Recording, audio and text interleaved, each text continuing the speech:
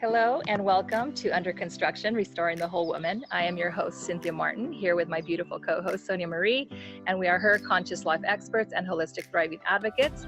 This is a weekly broadcast where we share unconventional wellness ideas and courageous conversations about perseverance, authenticity, and reclaiming our power as modern, mindful women. Hello, Sonia, how are you? Well, thank you. How are you? I am good. So it is a sunny morning, so I decided to come outside and change the backdrop here. So it's my happy place. Did you have a nice weekend? It's beautiful. I did. We had so much rain this weekend that we didn't get to enjoy the outside, and almost to June, and we are really um, just feeling the peak of the sun coming out. I know. It's been cold. I don't mind it because the summers, you already know, is pretty hot. And I live in an old house that doesn't have an air conditioner. So we have those little rolling air conditioners that you go from room to room with a bunch of fans. So we've been talking about upgrading forever, but haven't done it yet. You know how that goes, home improvement. Yes, well, you're enjoying then the cool weather as long as you can. Heck yeah. So we're excited to be here with all of you beautiful people. And it's going to be a short one today, but we thought it was really poignant to talk about this topic. And I'm going to kick it over to Sonia real quick. We're not going to do a grounding exercise just because we want to make it quick and get to the heart of today's topic. But, you know, we were discussing what has been showing up with our clients and just kind of our own history. And, you know, everybody has mommy and daddy stuff, okay? And the stuff is real, right? And we're adult children. My 5-year-old Samantha, we were sitting at dinner the other night and she goes, "Mom, are you a kid?" And I'm like, "No, sweetie, I'm a kid at heart." And she goes, "No, really, are you a kid?" I'm like, "No, I'm like, really, I feel like I'm a kid at heart sometimes and I can play." She goes, "No, but you have a mommy." And I'm like, she goes, "So you're a kid?" And I'm all, oh my gosh. I said, "You're so smart. It's so true." And I think it leads into this conversation because in our being adults and being adult children, we do have that dynamic of feeling like we're kids when we're around our parents and meeting expectations. So I'm going to hand this over to you, Sonia, because you brought up a very significant point, and that's the reason why we're having this show. So do you want to kind of reel us into this whole idea? Well, I just found it extremely interesting, right? This is the month to celebrate mothers.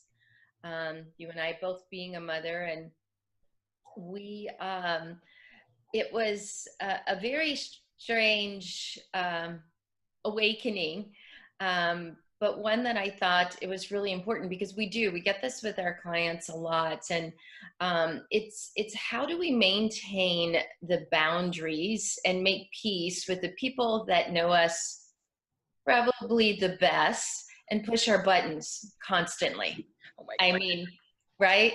Yeah. So, and in being honest and going out, being it's Mother's Day, and next month we're going to be celebrating Father's Day, and the dynamics that we have with our parents really kind of caught me off guard. And at the same time said, you know, this keeps coming up with my clients, and I really need to bring this up because this comes up in my own life. And I'm one of 5 kids and siblings, and all of our relationships that we have with our parents, they're all different. It's very weird. We live in the same family, but our family dynamics, our realities and our experiences are different. And so when we embark right on our journey into adulthood, sometimes we effectively remove ourselves from our parents, and sometimes we don't, and we continue like this harmful pattern. But I kept hearing and getting this, that just in choosing and picking out a Mother's Day card or a Father's Day card, you know, they have the warm fluffies and the, you know, you've been always there for me and very supportive, and I don't know how I would live this life without you. And it's really funny because going through the cards and trying to choose the appropriate card, you want to be authentic with yourself. And if you don't have a relationship with your parent that is warm and fuzzy, Yeah. and I check in with you every single day and you are my world and my rock,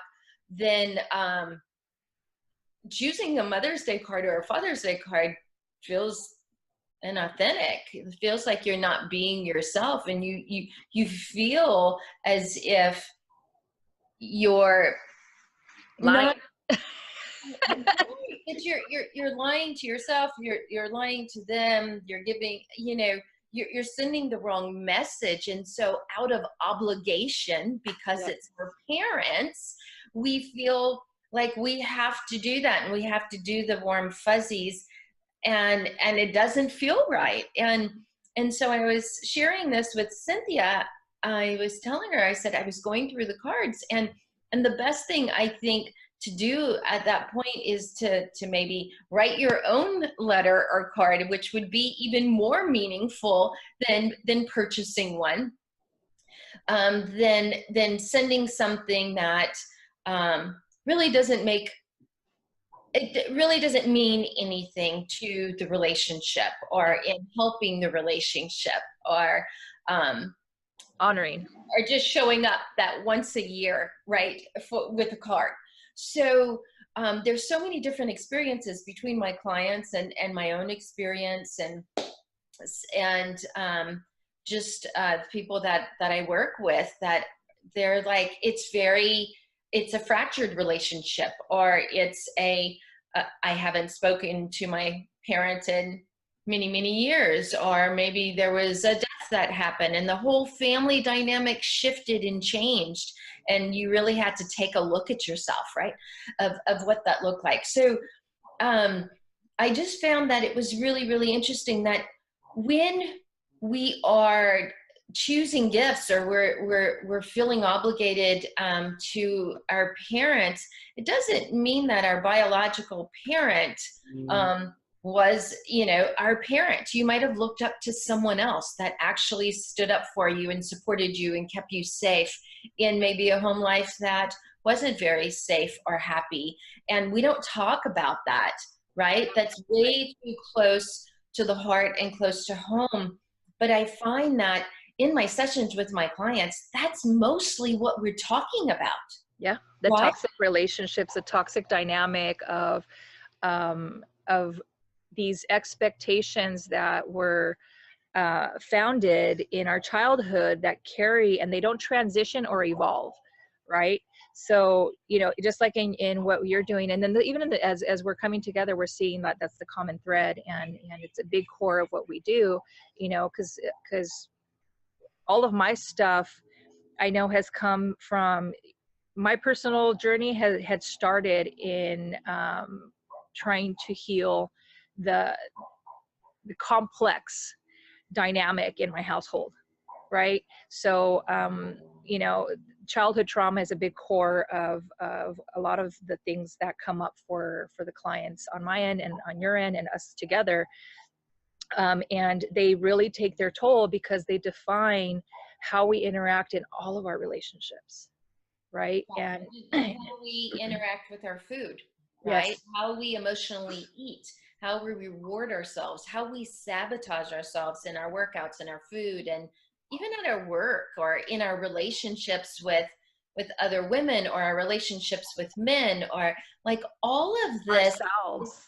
Yeah, it's about breaking that pattern and overcoming those, right, those values that were imprinted on us really a long time ago, and but they're still showing up today, and they show up in a really big way. It's how we mother, how we parent our own kids. We see, and just as your daughter mentioned to you, when we are on the phone or when we're around our parents, we become children all over again. We become angry, we become catty, we become aggravated, we become annoyed, Yes. or we become compassionate in a whole nother way when our parents get older, where now we're the parents, and our parents or children, we're like nurturing them like babies. Mm-hmm. It's like the roles just kind of shift. I don't know if you've ever read to your kids, it's my boy's favorite book is I Love You Forever. Yes. And so, and it's about, taking care of your children, and then as your kids get older, them reverting and taking care of you, and switching the roles. So I really thought it was really important that we just bring up the awareness and even the struggles that we have, and be okay with it unapologetically. Just because you have a biological parent doesn't mean they were your mother or father. And or even step parents, because there's that complex dynamic. It gets complex all the way around. right, and step parents, and my boys have a stepdad, and that has been there for them, and it's the relationships that our parents chose to have with us and that we choose to have with them. And whatever it is, making peace with it in your heart, and not taking this pattern with you in this family cycle in a way where you're still living it every day, of the lack of love, or the lack of or the shaming, or the feeling of pain, or not enough for them. And it's about stopping that, because as I was going through picking cards, the realization was, you know what, I don't have to feel bad about choosing it. But it was really interesting that I'm like, nope, that's not it. Nope, that card's not the right one. And nope, that one isn't it either. And I'm like, this one is appropriate.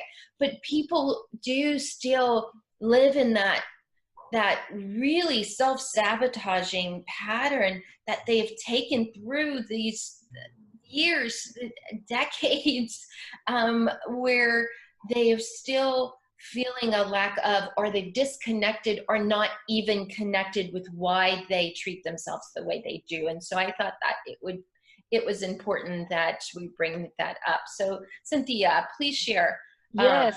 a little bit. And I'm really glad that you did, because we talk a lot about these expectations, okay? And you and I really do a lot of work with the people who come to us, and really getting people to bring to the forefront of their consciousness, of their awareness of what their expectations are for all of their relationships. It's not just, and like to your point, it's like it affects everything. So managing your expectations, and the best way to manage them is not to have them. Right? Because right, so it's like, it's shifting from expectation to acceptance is a significant approach that will be useful and supportive. Because when you stop trying to meet a need to satisfy someone's idea of you, then you kind of liberate yourself, and the burden just falls off your back. Right? And when you can not only accept yourself, but accept the person that who they are and how they are, and you can allow yourself to look past that.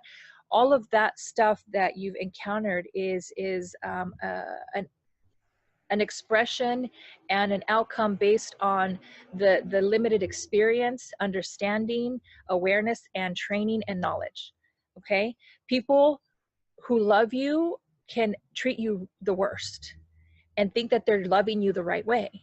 That was an experience that I had, and it took a whole lot of growing up on both ends for that to shift, right? And what I mean is I had a very complicated childhood, and I'm not going to go into the details of it, because it's those pieces are not necessary. But all I'll say is that that there's a lot of childhood trauma that have had to work through. And that experience that you're talking about, I had very early on in my process of like every holiday coming up, because I genuinely loved both of my parents equally, but it was so much easier to pick a card that was that nurturing, loving for one of them versus the other. It was that, oh, it's like, is there a card for this? Right? Maybe we need to start our own card We line. need to start our own card. I think somebody has. I can't remember the name of it, but for those complicated relationships where you genuinely want to say, I really love you, but I need to kind of draw a line in the sand, because I can love you as long as, right? As long as you're not flinging shit my way. Right. And I'm not flinging shit your way, because it's a two-way street. So, and that we don't punish ourselves for feeling that we don't love our parents in the way that we wanted to love them, right? That it's okay to redefine. And I think that's the ultimate goal, is like, we work a lot with the transitions. You and we work a lot in the transitions and getting people to their healthy body and love the plateaus of the physical, adaptation to a lifestyle, the transitions between healing, significant changes in our lives from an emotional and mental perspective. But we don't do that, and we don't redefine our lives and our relationships based on those transitions, because we're not taught to. So what we're inviting you to, and an option for you to consider, is look at your relationships and see how you can redefine them minus the expectations of what you thought you needed to do as someone's child, sibling, husband, wife, daughter, sister, friend. And you take a step back and observe and take a look. It's like, what expectation are you really trying to meet, and what expectation are you putting on the relationship as well? And is it really is one that is going to be one that sets somebody up to win? Because a lot of the work, and lately, a lot of women who have been transitioning into, like, there's been this big influx of women calling me who just turned 50, right? And who have been eating shit with a spoon all their life, who've kind of been, a lot of it has been cultural, but it's like, being the good wife, the good, daughter, and all of a sudden it's like they're starting to feel anger and resentment and rage, and because they've kept their mouth shut because they wanted to keep peace. And all of a sudden this stuff's bubbling to the surface, and at the core of every one of those things, because they get angry and they're like ready to leave their relationship of 20 years, because they're looking at the person like, you don't make me happy, right? So one, they're looking for love outside of themselves. Two, they have unreasonable expectations. All right. So take a look at your expectations of not just, your immediate family, but like, your relationship with your extended family, your friendships. Are you putting yourself in a position, one, to try to meet expectations? And who put those expectations there? Right. Are they self-imposed? Like, did you have an idea of what a friend really, really is, right? Did you, of being a good wife, of a good mother? Like, look at all these things, because these are the things that come up in our work together, that is over and over again, that limit and sabotage success and happiness, because we kind of keep punishing ourselves because we're not good. We don't need anybody else to kick our ass, because we're doing it really well ourselves, right? So manage those expectations by having a real clear sense of what they are. That's number one, right? And give yourself permission to redefine your relationships. And I'm going to tell you the power of it, right? Even though a big influencer of my journey to heal was my father, okay? It was the most complex, because it just was not a healthy relationship growing up. He was, like most parents, trying to deal with life in a way that made sense to him with the lack of tools. Right? Very caring, compassionate man, but he didn't know how to manage his emotions, and it was toxic in our home, right? And sorry, Dad, if you're listening to it, but this is just my experience, and that was a lot of what my healing was for almost 2 decades. And the beauty of it, and it didn't take that long to redefine the relationship, was that he had gotten to a place, and I shared this with you earlier, Sonia, and it really hurt me at the time, because I was in my early 20s. And or my mid 20s. And he had said to me, he says, Cynthia, he goes, I'm talking to you not as your father, but as your friend, because my job as your father is done. I'm not your father, I'm not your father anymore. I'm your friend. And it really hurt me for a long time because I had, again, an expectation in my head that I needed this man to be this, you know, this warrior, savior, protector, which he couldn't measure up to any of those things because he was incapable at the time that I was under his, you know, guidance in his home. And mind you, I left at 18 years old, but it changed the course of our relationship. And I didn't realize to what impact, because he's now one of my best friends. Right. And because he set that boundary, he redefined our relationship, we were able to cultivate something different that was devoid of all of the junk from the past. Mind you, we were still healing a lot of the past, and a lot of that stuff still comes up for me every now and again, but our relationship is different. And giving yourselves permission to redefine your relationships is the most liberating, most empowering thing that you can do. Did you want to share? No, I think that, I mean, that's absolutely beautiful, because it's about understanding where you are right now in the relationship and being okay with where you are in your relationship with your parents. And if you're not, it's about time to, right? If you can, if they're still around. But I think that for the longest time, most people have not been addressed that it is those issues, and this is why our behavior habits are so.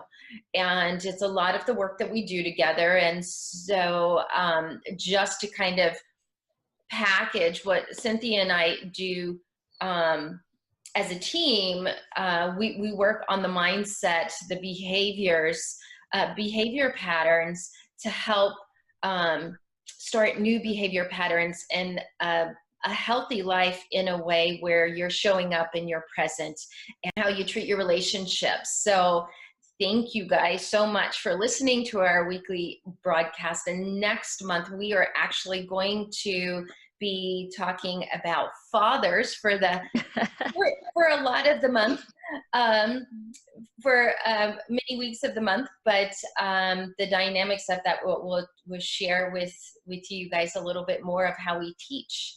Absolutely.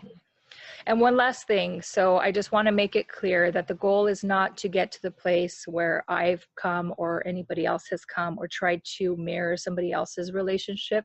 What we're talking about in redefining does not mean that the other person has to agree with what you redefine. It's your relationship, to make peace within your own heart, to be able to love that person for who they are and how they choose to live, but not allow it any longer to affect you. That's what we mean by redefining the relationship. So I just wanted to add that last point and clarification. So let us know, guys, in the comments if this kind of hit home for you. Did you have a hard time, like if you have a complex relationship with your parents, or you're the parent of an adult child, like same situation, it goes in reverse, right? Because they have ideas about what they think of us and what expectations we're meeting or not meeting for them. So either way, like what was it like for you, and what are your unmet needs that need to be redefined, and how can you redefine your relationships? So let us know any new ideas. We're welcome to receive those. And if you have an inspiring story of a breakthrough, of your process of healing and restoring yourself as a whole woman, being under construction in this process we call life, please let us know. You can message us, find us on Facebook at Her Life Mastery. Or we'll also include a way to contact us in the details. So we wish you many happy blessings, much love, and we'll see you next week. Bye-bye.